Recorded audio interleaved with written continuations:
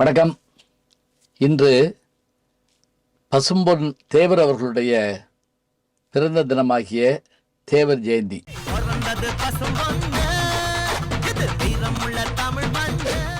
1908ஆம் ஆண்டு பசும்பொன் என்கின்ற அந்த சிறிய கிராமத்தில் உக்கிரவாண்டி தேவர் இந்திராணி அம்மையாருடைய மகனாக அக்டோபர் மாதம் 30ஆம் தேதி இவர் பிறக்கிறார். இவருடைய தாயார் வயிற்றில் இருக்கிற போது அது ராமேஸ்வரம் செல்லும் பாதையில் இருப்பதால் அந்த வழியாக செல்லுகின்ற சாதுக்கள் எல்லாம் அங்கு வந்து இவர்கள் வீட்டில் உணவருந்தி செல்வார்களாம். அப்போது ஒரு முறை இவருடைய தாயார் ஒரு சாதுக்கு உணவு தந்தபோது அந்த சாது அவரை வாழ்த்தி, அம்மா, உன் வயிற்றில் பிறக்கிற பிள்ளை ஆண் பிள்ளை பிறக்கும், அதற்கு ராமலிங்கம் என்ற பெயரிடு என்று சொல்லிவிட்டு சென்றாராம். தீவிர பக்தியான அந்த பெண்மணியான இந்திராணி அம்மையாரும் குழந்தை பிறந்த பிறகு முத்துராமலிங்கம் என்ற பெயரை வைத்தார்கள். ஆனால் பாசத்துக்குரிய அந்த தாய் அவரோடு 6 மாதம்தான் இருக்க முடிந்தது. அவர் மரணமடைய அவருடைய தந்தையார் உக்கிரவாண்டி தேவர் வேற வருமணம் செய்து கொண்டார். தன்னுடைய பாட்டியால் வளர்க்கப்பட்டவர்தான் பசும்பொன் முத்துராமலிங்க தேவர் அவர்கள். அதே சமயத்தில் 6 மாத கைக்குழந்தையாக இருந்த இவரை இவருடைய பெரிய தாயாராகிய மீனலோசனியும் அங்கிருந்த சாந்தபிபி என்கின்ற இஸ்லாமிய தாயாரும் தான் தாய்ப்பால் கொடுத்து வளர்த்தார்கள் என்ற செய்தியை நாம் வரலாற்றில் படிக்கிறோம். இவருடைய கல்வி பொறுப்பை ஏற்றுக்கொண்ட குழந்தைசாமி பிள்ளை என்பவர் இவரை மதுரையிலே கொண்டு வந்து படிக்க வைக்கிறார். அப்போது அங்கிருந்த அமெரிக்கன் மிஷன் பள்ளியில் படித்த அவர் பசுமலையில வந்து பயில்கிறார். அப்படி அவர் பயின்ற போது இவருடைய இளமை பருவத்தில் நடந்த நிகழ்ச்சி ஆச்சரியமாக இருக்கும். எப்படி என்றால், இவர் நெற்றி நிறைய விபூதி அணிந்திருப்பார். முருக பக்தர், மீனாட்சியை தெய்வமாக வணங்குகிறவர். ஒரு முறை திருப்பரங்குன்றத்திற்கு அவர் சென்றபோது அக்காலத்திலே பிற மதத்தைச் சேர்ந்த மத பிரசங்கிகள் தெருமுனையில் நின்று கொண்டு தங்களுடைய மத பிரச்சாரம் செய்வார்கள். அப்போது அவர்கள் சொல்லுகிற வார்த்தை பிற மதத்தை சார்ந்தவருடைய மனதில் சென்று புண்போல தைக்கும்.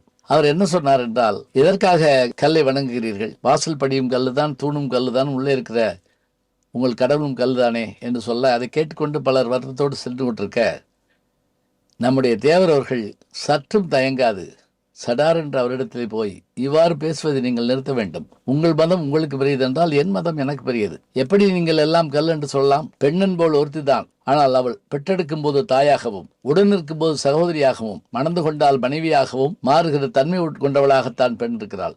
எனவே அப்படிப்பட்ட அந்த வேறுபாடுகளை புரிந்து கொள்ள வேண்டும் என்று கடுமையாக அந்த மதபோதகரிடத்திலே பேசியவுடன் அவர் வாயெடுத்து போனாராம். இப்படி எந்த இடத்திலே குற்றம் இருந்தாலும், எந்த இடத்தில் தனக்கு ஒவ்வாத கருத்து இருந்தாலும் அதை தைரியமாக சொல்லக்கூடிய தன்மையுடையவர் பசும்பொன் தேவர் அவர்கள். பிறகு UCI ஸ்கூலில் படிக்கிறார். தன்னுடைய பள்ளி படிப்பு இருந்த போதே அவருக்கு உடல்நலம் குன்றி இருந்தது. பிறகு அது பள்ளி படிப்பை முடிக்கிறார். முடித்த பிறகு இவர் காங்கிரஸில் சேர்வதற்கான ஒரு வாய்ப்பு கிடைக்கிறது. இதில் ஒரு ஆச்சரியம் என்ன என்றால், அப்போது ஆங்கிலேயர்களை எதிர்த்து இந்திய திருநாட்டில், குறிப்பாக தமிழ்நாட்டில் இந்த கட்சிகள் என்று பார்த்தால் இந்திய தேசிய காங்கிரசும் தமிழகத்தில் நீதி கட்சியும் தான். தேவர் அவர்கள் காங்கிரசுக்காக உழைக்க வேண்டும் என்ற எண்ணத்தோடு உழைக்கிறார். அதிலும் குறிப்பாக பிரிக்கப்படாத ராமநாதபுரம் மாவட்டம், அதிலே கானாடு காத்தான் பகுதியில் என்ற அந்த காங்கிரஸ் வேட்பாளர் ஜெயிப்பதற்கு தேவர் அவர்கள் பெரும்பாடுபட்டு அவரை ஜெயிக்க வைத்தார். அதனால் தீரர் சத்தியமூர்த்தி அவரை காங்கிரஸை காத்தான் நம்முடைய பசும்பொன் தேவர் என்ற ஒரு பட்டத்தை கொடுத்தார். தென்னாட்டு திலகர் என்ற பட்டத்தை வீர சவர்கர் கொடுக்கிறார். அதே போல தென்னாட்டு போஸ் என்கின்ற பட்டத்தை நேதாஜி அவர்கள் தருகிறார்கள். இவ்வாறாக காங்கிரஸுக்காக பணிபுரிகிறார். அதோடு மட்டுமல்லாது 1933 சாயல்குடிக்கு அருகில் இருந்த ஒரு கிராமத்தில் இவர் ஒரு பஞ்சாயத்திற்காக வந்திருந்த போது, அப்போது விவேகானந்தருடைய படத்தை திறந்து வைத்து பேச வேண்டும். கிருஷ்ணசாமி பாரதி என்பவர் வராத காரணத்தால் இவரையே பேசுமாறு அழைத்த போது இவர் சென்று அந்த பேசிய பேச்சுதான் முதல் கன்னி பேச்சு. அதை கேட்ட அத்தனை காங்கிரஸ்காரர்களும் மயங்கி போனார்கள். அந்த கூட்டத்தில் காமராஜ் அவர்களும் இருந்தார். இப்படி தன்னுடைய பேச்சில் தேசியத்தையும் தெய்வீகத்தையும் வலியுறுத்தக்கூடிய தலைவராக இவர் வளர்ந்தார். அதோடு மட்டுமில்லை, இவருடைய வீரத்திற்கு மற்றொரு எடுத்துக்காட்டு, காந்தியடிகள் மதுரைக்கு வந்தபோது அவரை மீனாட்சி அம்மன் கோயிலுக்கு அழைக்கிறார்கள். அவர் உடனே இந்த கோயில் எல்லா சாதியை சேர்ந்தவர்கள் வர முடியுமா என்று கேட்க, இல்லை இல்லை, இங்கே ஒடுக்கப்பட்ட மக்கள் உள்ளே வர முடியாது என்று சொன்னுடன், இப்படிப்பட்ட கோயிலுக்கு நான் வரமாட்டேன் என்று காந்தியடிகள் சொல்லிவிட்டார். மீண்டும் காந்தியடிகளை வர வைக்க வேண்டும் என்று நினைத்த வைத்தியநாத ஐயர் போன்றவர்கள் எல்லாம் அப்போது ஒடுக்கப்பட்டிருந்த மக்களாகிய ஹரிஜனங்களை கோவிலுக்குள்ளே அழைத்து செல்கின்ற ஒரு போராட்டத்தை தொடங்குகிறார்கள். ஹரிஜன ஆலய பிரவேசம் என்று அதற்கு பெயர். அந்த போராட்டத்தை காங்கிரஸ் முன்னெடுக்க, வைத்தியநாதர் தலைமையேற்க, இப்படி புறப்பட்ட இந்த குழுவை தடுப்பதற்கு ஒரு கூட்டம் சதி செய்தது. உடனே அவர் சற்றும் தயங்காது தேவர் அவர்களிடத்திலே தன்னுடைய மனத்தாங்களை சொன்னவுடன் பசும்பொன் தேவர் அவர்கள் அவருக்கு ஆறுதல் சொன்னதோடு, தடுக்க வருபவர்கள் வரட்டும், நானும் வருவேன் என்று ஒரு வார்த்தை தான் சொன்னாராம். யாரும் வந்து தடுக்கவில்லை. ஒடுக்கப்பட்ட மக்கள் ஆலயத்துக்குள் சென்று வந்தார்கள். பின்னர் காந்தியடிகள் மீண்டும் வந்து அந்த கோவிலுக்குள் சென்று வந்தார் என்பதை வரலாற்றிலே பார்க்கிறோம். ஒடுக்கப்பட்ட மக்கள் கோவிலுக்குள் வர வேண்டும் என்கின்ற அந்த ஒரு நல்ல நோக்கத்தை நிறைவேற்றி காட்டிய பெருமை நம்முடைய தேவர் அவர்களுக்கு தான் உண்டு. அதுபோல அப்போது இருந்த ஒரு கொடுமையான சட்டம் என்ன என்று கேட்டால் குற்றப்பரம்பரை சட்டம். இந்த வீர மரக்குளத்து இளைஞர்கள் எல்லாரும் மாலை நேரமானால் காவல் நிலையத்தில் வந்து படுக்க வேண்டும், கைரேகை சட்டம் வைக்க வேண்டும் என்றிருந்ததை மாற்றுவதற்கு பெரும் போராட்டத்தில் ஈடுபட்டு அந்த கைரேகை சட்டத்தை ஆங்கிலேய அரசு கைவிடுவதற்கு பெரும் காரணமாக இருந்தவர் நம்முடைய தேவர் அவர்கள் தான். அதோடு மட்டுமில்லை, 1937 நடந்த ஒரு காங்கிரஸ் மாநாட்டில் முதன் முறையாக அப்போதுதான் நேதாஜி அவர்களை சந்திக்கிறார் நம்முடைய தேவர் அவர்கள். அங்கு காங்கிரஸிலே தலைமை பதவிக்கு ஏற்பட்ட போட்டியில் நேதாஜி அவர்கள் வென்றபோது அவரை எதிர்த்து நின்ற ஒருவர் காந்தியடிகளால் ஆதரிக்கப்பட்டவர். ஆதலால் காந்தியடிகள் சொன்னாராம், இப்போது தோற்ற பட்டாபி சீதாராமையருடைய தோல்வி என்னுடைய தோல்வி என்று சொல்ல, நேதாஜி அவர்கள் பதவிக்காக நாம் வருகிறோம் என்று சொல்லி அந்த பதவியை ராஜினாமா செய்துவிட்டு ஃபார்வர்ட் பிளாக் என்ற கட்சியை தொடங்குகிறார். அதனுடைய தென்னாட்டு தலைவராக நம்முடைய தேவர் அவர்கள் விளங்குகிறார். அதே போல நேதாஜி அவர்களை சென்னைக்கு வரவழைத்ததோடு மதுரைக்கும் வரவழைத்து அவரை பேச வைத்த பெருமை தேவர் அவர்களுக்கே உண்டு. இதற்கும் மேலாக சொல்வதென்று சொன்னால், அவருடைய இந்த செயல்பாடுகளால் அவர் அரசியலிலே ஃபார்வர்ட் பிளாக் கட்சியில் நின்றதோடு காங்கிரஸில் இருந்தபோதும் ஜெயித்திருக்கிறார், தனியாக நின்ற போதும் ஜெயித்திருக்கிறார், சுயேட்சையாகவும் வெற்றி பெற்றிருக்கிறார்.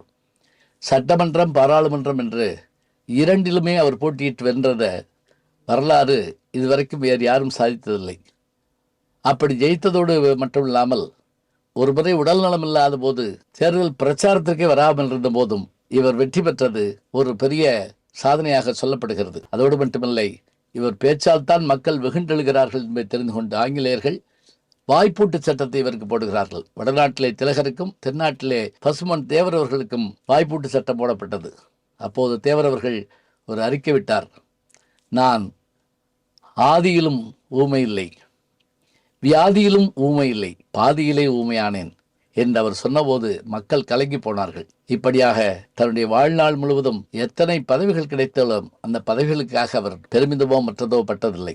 எல்லோரையும் ஆதரித்தார். சான்றாக சொல்ல வேண்டும் என்று சொன்னால், பெருந்தலைவர் காமராஜர் அவர்கள் விருதுநகரிலே நகரசபை செயலாளராக போட்டியிட்டு ஜெயிக்க வேண்டும் என்ற காங்கிரஸ் கட்டளையிட, அப்போது வரி செலுத்துபவர்கள் மட்டும்தான் தேர்தலில் நிற்க முடியும் என்ற ஒரு சட்டம் இருந்ததால் அதற்கு கூட அந்த நேரத்திலே அவரிடத்திலே பணமில்லாத ஒரு சூழல் இருந்தது. இது தெரிந்து கொண்ட பசும்பொன் தேவர் அவர்கள் அவர் பேரிலே ஒரு சொத்தை, அதாவது அசையும் சொத்துக்களான ஆடு மாடுகள் போன்றவற்றை வாங்கி அவர் பேரிலே செலுத்தி அந்த வரி ரசீதின் மூலமாக தேர்தலில் நிற்க செய்து ஜெயிக்கவும் வைத்தார் என்ற வரலாற்றை பார்க்கிறோம். தன்னுடைய தேசம், தன்னுடைய தெய்வீக குணம் இவற்றிலிருந்து எப்போதும் வலுவாத பெருமையுடையவர் இவர்தான். நான் சில ஆண்டுகளுக்கு முன்பாக ரங்கூன், பர்மாவுக்கு சென்றிருந்தேன். யான்கூன் என்று இப்போது அதனுடைய பெயர். அதில் அங்கிருக்கிற வீடுகள் தோறும் பார்த்தால் தமிழர்கள் வீட்டில் நேதாஜியினுடைய புகைப்படமும் பசும்பொன் தேவர் அவர்கள் வந்து பேசிய படமும் இருப்பதை பார்த்தேன்.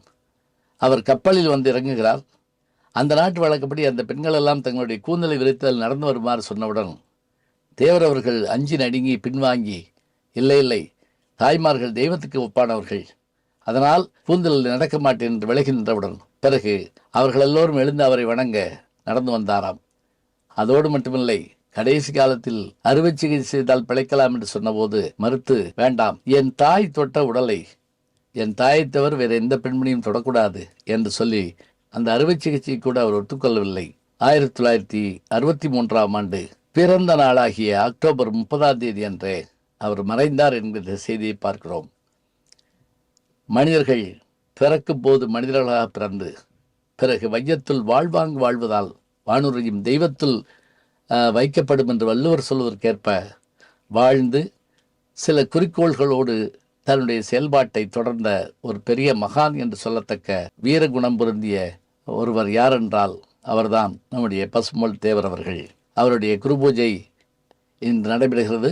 லட்சக்கணக்கான மக்கள் அவர் பிறந்த இடத்தை நோக்கி சென்று கொண்டிருக்கிறார்கள். வாழ்க தேவருடைய நாமம். அவரை பின்பற்றுபவர்களுடைய அந்த எண்ணங்களும் அவருடைய எண்ணங்களைப் போலவே சிறப்பாக அமையட்டும். நல்ல செய்திகளை நாளும் சிந்திப்போம், நாளை சந்திப்போம். நாளும் நல்ல தமிழ் கேட்க முனைவர் ஞானசம்பந்தம் அவர்களின் கேளுங்கள். கண்டிப்பாக கேளுங்க. நான் கேட்டுட்டு இருக்கேன். நம்முடைய யூடியூப் சேனலில் சேர்ந்து Instagram, Facebook, Twitter, blog, WhatsApp channel என்று அத்தனையிலும் நான் முன்தொடர்ந்து செல்கிறேன். நீங்கள் பின்தொடர்ந்து வாருங்கள்.